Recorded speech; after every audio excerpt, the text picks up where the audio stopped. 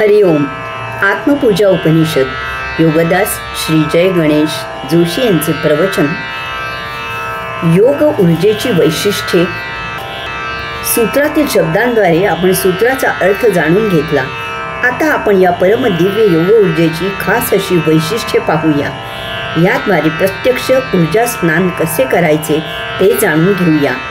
आत्मपूजेसाठी त्या परमदिव्य प्रकाशात न्हाऊन अंतःशुद्ध आणि अंतःपवित्र कसे व्हायचे ते पाहूया. बाह्य पूजेसाठी आपण स्नान करून बाह्य देह शुद्ध आणि पवित्र करतो. तसेच आत्मपूजेसाठी अंतःशुद्धी आणि अंतःपावित्र्य ऊर्जा स्नानाने प्राप्त करूया. त्या योगे आत्मपूजा करून सायुज्य मुक्ती प्राप्त करूया. त्या योगे मानवी देहाचे सार्थक करूया. भगवंत श्री योगेश्वरांची सेवा करण्यासाठी या विश्वाला साक्षी राहून कैवल्यात येथील सृष्टी लीलेची त्यांच्यासाठी अनुभूती घेऊया. त्या परमदिव्य योग ऊर्जेची खास वैशिष्ट्ये अशी आहे. स्वयंभू योग ऊर्जा. अध्यात्म असे मानते की योगेश्वरांमधून त्या परमदिव्य चैतन्यामधून महादिव्य परमब्रह्मनाद ओंकार ध्वनी झाला आणि त्या योगे येथील सर्व काही त्या परम ओंकार ध्वनीमधून निर्माण झालेले आहे. ध्वनी आधी आणि मग त्यामधून विश्व आणि विश्वातील सर्व काही. आपण नेहमी ऊर्जा, प्रकाश, उष्णता, इंग्रजीमध्ये एनर्जी इत्यादी शब्द वापरतो, परंतु त्यांचा सत्यार्थ आपल्याला माहीत नसतो. यामुळे भौतिक विज्ञान असे मानते की येथे स्वयंभू परमात्मा, परम आत्मशक्ती असे काहीही नाही. विश्वासह विश्वातील प्रत्येक वस्तू ऊर्जेमधून उत्पन्न झालेली आहे. येथे प्रत्येक वस्तू म्हणजे ऊर्जा आहे. इंग्रजीत एनर्जी आहे. ऊर्जा सर्वस्व आहे. ऊर्जेच्या नियमांप्रमाणे तिच्या गुणधर्मानुसार येथे सर्व काही निर्माण होत जाते आणि त्याच नियमांप्रमाणे नष्ट होत जाते. ते कोणीही निर्माण करत नाही आणि नष्ट करत नाही. याचा अर्थ ध्वनीही ऊर्जेमुळे निर्माण होतो. आधी कोंबडे की आधी अंडे हा जसा भौतिकाला न सुटणारा प्रश्न आहे, तसाच आधी ऊर्जा एनर्जी की आधी ध्वनी असाही प्रश्न भौतिकाला न सुटणारा आहे. अध्यात्म आणि आधुनिक विज्ञान यामध्ये हा मूलभूत मतभेद आहे.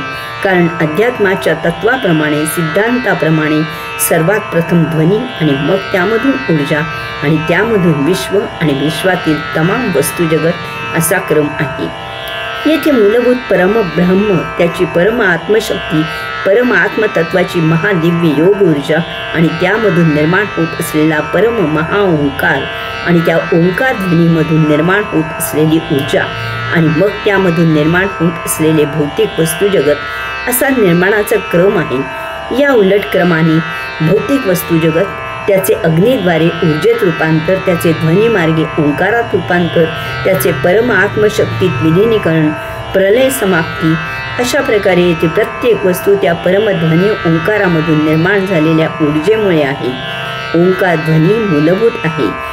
आपला नित्य अनुभव असा आहे की प्रत्येक वस्तूत एकाच वेळी दोन गोष्टी कायम असतात. एक, जर दोन गोष्टी एकमेकांवर आपटल्या तर त्यामधून ध्वनी निर्माण होतो आणि दोन, जर दोन गोष्टी एकमेकांवर घासल्या तर त्या घर्षणामधून ऊर्जा अग्नी निर्माण होतो. याचा अर्थ ध्वनीमधून निर्माण होत असलेली ऊर्जा प्रत्येक वस्तूत स्पष्टपणे असते आणि ती जाणवतेही. यात एक मूलभूत फरक लक्षात घ्यावा की जर दोन वस्तू एकमेकांवर घासल्या आणि तसेच त्या घासत राहिले तर एक वेळ अशी येईल की त्या जळून राख होतील, परंतु त्यामधून ध्वनी निर्माण होणार नाही. परंतु जर एकापाठोपाठ एक सतत ध्वनी काढत राहिले तर त्यामधून अग्नी ऊर्जा निर्माण होईल. याचा अर्थ ऊर्जेत ध्वनी सामावलेला नाही, परंतु ध्वनीत ऊर्जा सामावलेली आहे. म्हणून ध्वनी पहिला आहे आणि मग त्यामधून ऊर्जा आहे. योगेश्वर म्हणजे ब्रह्मांडातील एकमेव परम ऊर्जा, परमचैतन्य, परम महाशक्ती आहेत. योगेश्वरची कोणी व्यक्ती नाही, ती एक स्वयंभू परम महाशक्ती, परमचैतन्य आहे. ती सूक्ष्म आहे. ती या भौतिकापासून पूर्णपणे भिन्न आहे आणि ती सर्वोच्च सर्वेश्वर आहे. ही परम महादिव्य आत्मशक्ती तिची ती वर्तत असते. तिच्यावर कोणाचेही नियंत्रण नाही. तिच्यामधून ब्रह्मांडात महादिव्य विस्फोट झाला. त्या विस्फोटाचा आवाज म्हणजे ओंकार. प्रार्थना या प्रकरणात ओंकाराबद्दल निरूपण केले आहे. परमवैश्विक चैतन्यामधून योगेश्वरांमधून ओंकार ध्वनी निनादला त्यामधून ऊर्जा निर्माण झाली आणि मग त्या ऊर्जेमधून विश्व निर्माण झाले.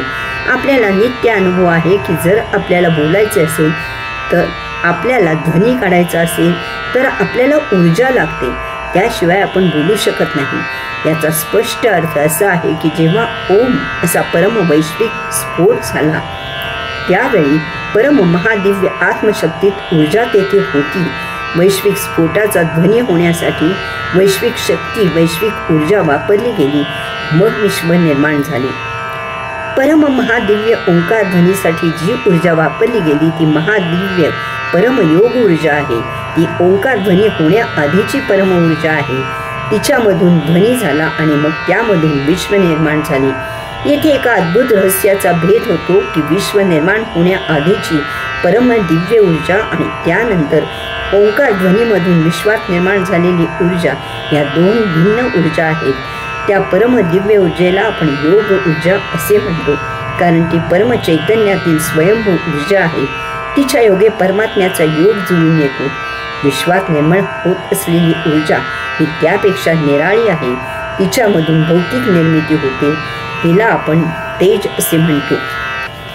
आपला जन्म ज्या ऊर्जेमुळे होतो ती ऊर्जा परम चैतन्यामधून मिळते.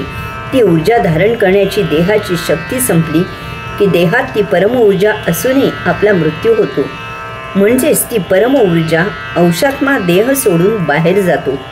याच कारणास्तव आपला जन्म किंवा मृत्यू आपल्या मर्जीने होत नाही, तो नियतीकडून होतो. परंतु जन्म आणि मृत्यू यामधील काळात आपला देह जीवित राहण्यासाठी अन्न, पाणी, वस्त्र, निवारा, हवा, तेज इत्यादीमधून आपण जी ऊर्जा मिळवतो ती ऊर्जा येथून या भौतिकामधून मिळवलेली असते. यामुळे ती ऊर्जा आपल्या नियंत्रणाखाली असते. यामुळे प्रत्येकाची प्रकृती भिन्न असते. जर आपण ही ऊर्जा मिळवली नाही तर आपला देह क्षीण होतो, तो मृतही होऊ शकतो.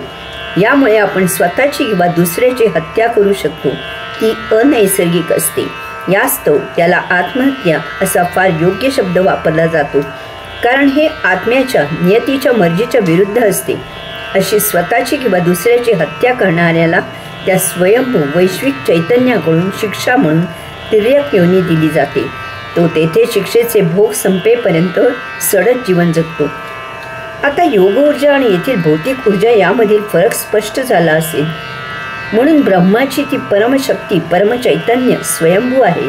हे त्या परमयोग ऊर्जेचे वैशिष्ट्य आहे. महादिव्य परम पंचमहातत्वे. परम आत्मशक्तीमधून जेव्हा ओम असा महादिव्य परमध्वनी होऊन महाविस्फोट झाला, त्यावेळी त्यामधून महादिव्य अतितप्त आग ओकणारे ऊर्जेचे लोळच्या लोळ बाहेर फेकले गेले.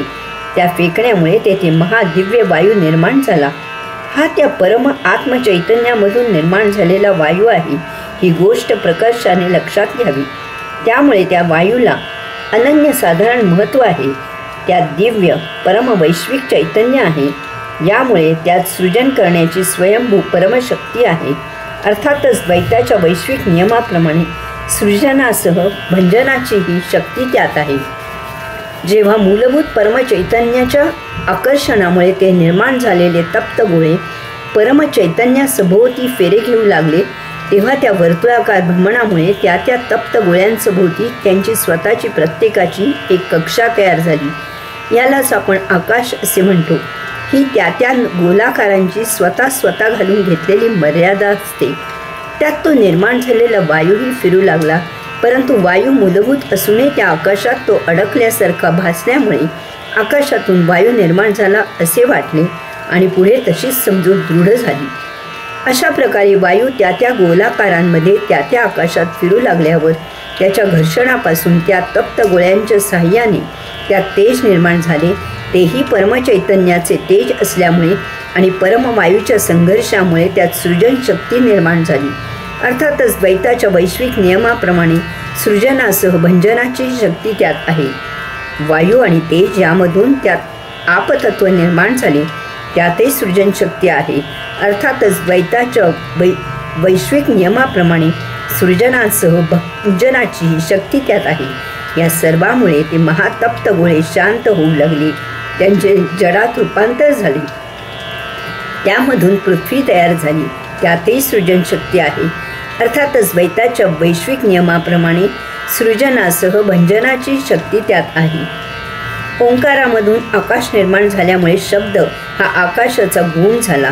वायू अदृश्य असला तरी तो वाहत असल्यामुळे त्याचा स्पर्श हा गुण झाला. तेजामुळे वस्तुजगत दृश्य होते, त्यामुळे त्याचा रूप हा गुण झाला. पाणी दृश्य होऊन धारेच्या रूपात वाहत असल्यामुळे त्याचा रस हा गुण झाला. पृथ्वी अनेकविध प्रकारचे सृजन करत असल्यामुळे त्यामधून विविध गंध निर्माण झाले आणि तो तिचा गुण झाला. वायू, तेज, आप, पृथ्वी या सर्वांमध्ये अद्भुत परमशक्ती आहे. जेथे पृथ्वीप्रमाणे त्या गोलाकारांचा फिरता आस काही कारणांनी तिरका झाला, त्या गोलाकारांवर सूर्याचे भ्रमण तिरके झाल्यासारखे झाले. यामुळे तेथे ऋतू निर्माण झाले आणि त्यामधून सजीव सृष्टी निर्माण झाली. परमदिव्य वायू क्षणोक्षणी जेव्हा अंशात्म्याशी योगेश्वरांचे संधान साधत असते, तेव्हा त्या स्पंदनाबरोबर बाहेरून हवा आत येते आणि अंतःकरणात देहाला हवेचा पुरवठा होत राहतो. बाहेर स्वयंभू योगेश्वरांनी अद्भुत लीला केलेली आहे. देह जीवित राहण्यासाठी आवश्यक असलेला प्राणवायू सूर्यप्रकाशाच्या मदतीने दिवसभर वनस्पती निर्माण करत असतात. त्यामुळे हवेत प्राणवायू असतो. ज्यावेळी परमात्म्याच्या संधानामुळे स्पंदनामुळे आपल्या अंतःकरणात हवा आत येते, त्यावेळी जीवात्म्याला जीवित राहण्यासाठी आवश्यक असलेला प्राणवायू बाहेरील हवेमधून आपल्याला पुरवला जातो. त्यामुळे आपला देह जीवित राहतो. जेव्हा आपला देह काही कालावधीनंतर हे क्षणोक्षणी होत असलेले स्पंदन सहन करू शकत नाही, त्यावेळी तो थकतो आणि त्याचे कलेवर होतो, तो मृत होतो. यावेळी अंशात्मा देह त्याग करून अंतराळात जातो. तरीही परमचैतन्य आणि अंशात्मा यातील हे संधान सुरूच असते, कारण हे संधान परमात्मा आणि अंशात्मा यांच्यात असते. ते स्वयंभू असते. याचा देहाशी काहीच संबंध नसतो. यामुळे आपण त्याच्या आधाराने पुनर्जन्म घेऊ शकतो किंवा त्याच्याच उलट मार्गाने भोगापवर्गतेपासून मुक्त असल्यास योगेश्वरांच्या योगधामाची यात्रा करू शकतो. फरक हा लक्षात घ्यावा की परमशक्तीमधून अंशात्म्याशी सतत होत असलेले संधान देहत्याग झाला तरीही ते अंतराळात सुरूच राहते. परंतु जडसृष्टीमधून मिळत असलेला वायू देह थकल्यावर अंशात्मा देहात असूनही देह थकल्यामुळे तो घेऊ शकत नाही. तो वायू मिळणे बंद होते. त्यामुळे देहाचे कलेवर होते. देह मृत होतो. याचा अर्थ योगेश्वर आणि अंशात्मा यांचे संधान त्या परमदिव्य वायूमुळे होत असते आणि हवेतील वायूमुळे जीवात्मा जीवित राहतो. हे दोन्ही वायू भिन्न आहेत. एक परम महावायू आहे आणि दुसरा भौतिक वायू आहे. परमदिव्य ऊर्जा. परम ऊर्जा म्हणजे योगेश्वरांची स्वयंभू योग ऊर्जा. योग ऊर्जा दशदिशांनी घेरलेली असते. त्यामुळे त्यामधून सावली पडत नाही. यामुळे देवदेवतांची सावली पडत नाही असे आपण म्हणतो. अर्थातच देवदेवता यांच्या व्याख्येबद्दल मतमतांतरे आहेत. तो आपला सद्य विषय नाही. जेव्हा साक्षात्कार होतो तेव्हा योग्याला दशदिशांनी तेज घेरून घेते. त्याची तेथे सावली पडत नाही. आपल्याला कधीही प्रकाशाचे दर्शन होत नाही. आपल्याला नेहमी प्रकाशामुळे प्रकाशित झालेल्या वस्तू दिसतात. परंतु परमतेज स्वयंभू आहे. त्यामुळे जेव्हा साक्षात्कार होतो तेव्हा स्वयंप्रकाशाचे दर्शन होते. त्यामुळे ते महादिव्य दर्शन असते. ते परमात्म्याचे दर्शन असते.